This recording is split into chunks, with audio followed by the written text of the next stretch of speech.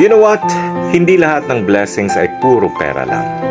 Ang problema kasi natin, kapag sinabing blessing, pera agad ang nasa utak natin. Pera ang ating batayan for a successful life.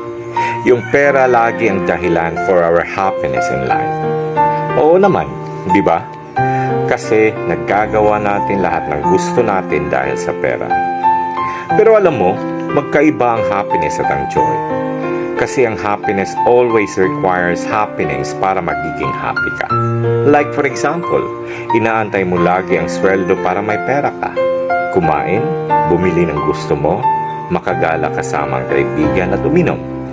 And after that, mag-aantay ka na naman sa susunod na sweldo kasi ubos na ang pera mo. Feeling empty na naman ang pakiramdam mo. Samantalang yung joy, iba. Kasi it's a state of being.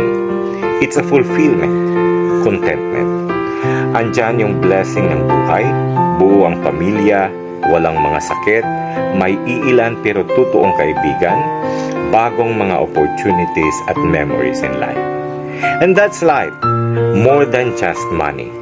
Kaya, be grateful to God.